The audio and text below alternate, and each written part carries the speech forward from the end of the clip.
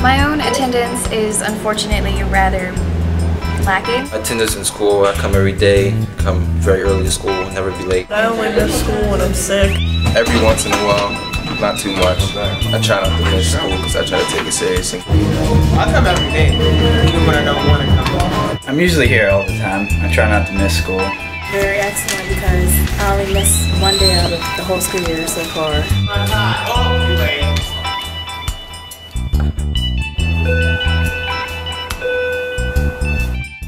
Mom kind of forces me to come to school. I think some kids don't come to school because they don't care to come and their parents don't make them, so they have no point in coming. My parents influence me to come to school.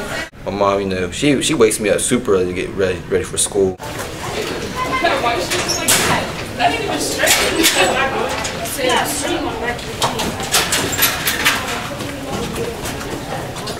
When your parents wake you up, you should be on time for school.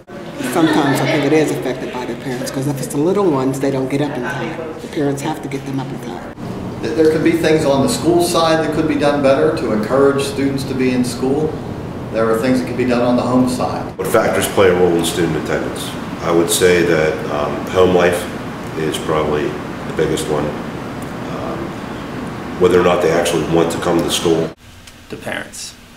There is not a bigger person in your life than a caregiver. And they can be from everywhere. Mom, dad, brother, sister, grandma, relative, you name it. That is the biggest influence in your life. Because if you're like in a bad situation, you're not going to want to come to school, or you're going to come to school with a bad attitude. You're not going to be want to bother by like teachers because you're already mad at your mom. Parents play a large role in my school life. They motivate me to come to school. I guess you could call it motivation. They kind of force me to come to school. I was a stay-at-home mom, and I was there to get them up for school up until the time they were like in 10th grade. A child that doesn't attend literally the first day of kindergarten already sets the stage for dropping out. There's a number that you can miss in kindergarten that will greatly increase the chance that by 3rd grade you will be illiterate, which will then transfer into 6th grade, eventually 9th grade. And once you get to 9th grade, which is a crucial year, the odds of you graduating drop drastically. They say habits are hard to break. I do believe that there's some truth to that. Probably students do need to be taught from the time they're very young how important attendance is. Well, if you have bad habits of coming to school and being on time, I don't think you're likely to do all your schoolwork and get yourself together.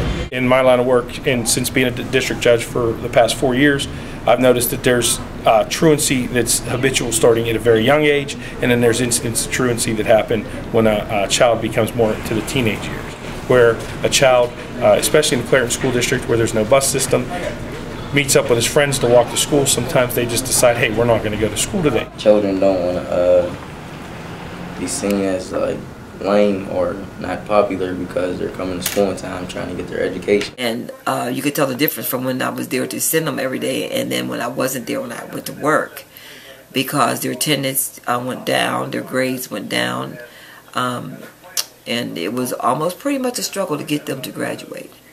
It could be things that are going on at home. It could be, you know, personal things. You know, someone could be afraid of failure. There could be stuff going on outside of here. Or there's kids who think that they have no chance of passing the class, so they just really don't care. And you could speak to the kids and tell them, and they still don't believe it. So once a kid falls behind, they think it's over. They just decide not to come. What I see through the kids that we have the opportunity to work with is what's missing. And there are 3 things involved with that. One is structure, another one is attention, and another one is support. So if somebody has those things, it creates, in my mind, a very confident individual. In other words, it's going to give them high self-esteem, okay? And I think for school, you need to have confidence, because confidence is linked to accomplishment.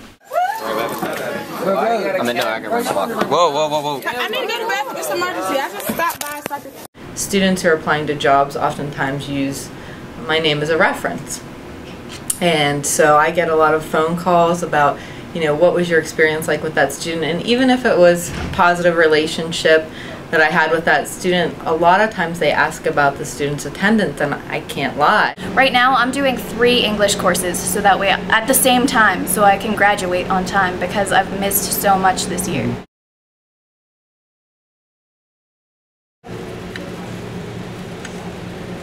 There has to be a value placed on education. People have to believe that they're getting something valuable when they come to school. Colleges look at that, and that's extremely important. And I know from the fact of having a job, if you're late, you get written up and they don't care. And they look at the attendance, and I think that sends a very strong message saying that this student was late 20 days in their senior year. And that creates a picture for that employer or that college to say that this is what they're probably going to be like in college or in a future job.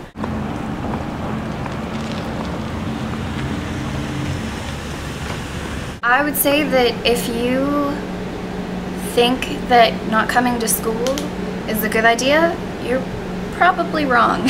A student who doesn't attend regularly would end up being referred to the magistrate for truancy issues. Truancy in and of itself is bad attendance. The state law sets up guidelines. The State Board of Education has guidelines that most school districts make their policy around. When you're found truant, you could be brought in front of the judge for a non-traffic summary offense. There is a substantial increase statistically for a child who is truant, who eventually drops out of school to wind up at some point in time incarcerated.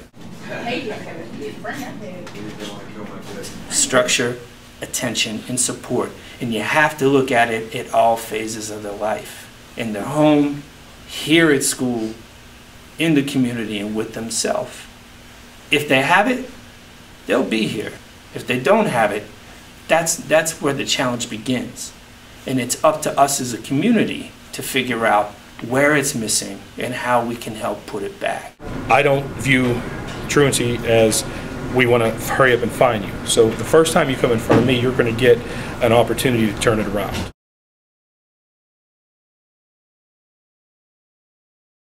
I'm really flexible and easy to work with when it comes to the students, but they have to meet me halfway. They have to want to do it.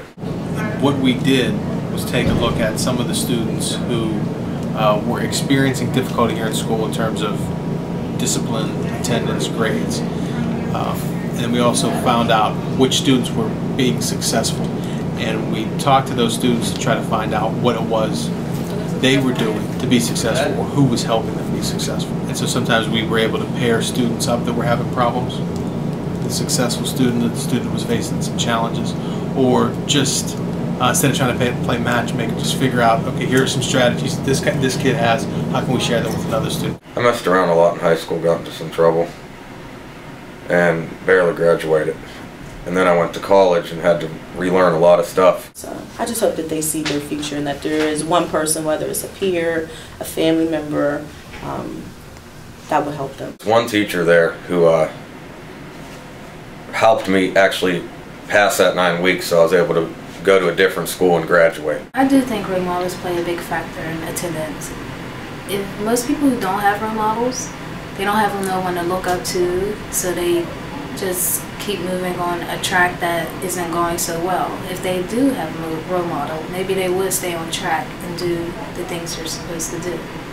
By getting a positive role model, a positive adult role model. Do you know why? Because that is who's going to give you your structure. That is who will give you the attention you need, and that is who will support you. Someone showing that, like, they believed in you. It could be one person, because it happened to me. And then I ended up in the profession because I figured if I could do something like that, then that would be worthwhile. I can't even put into words how important. Get this diploma. It keeps your options there. I did have a plan for after high school. Like I said, failure wasn't an option. My mom said you were going to college. I plan to start to go to college at Edinburgh University to study anthropology.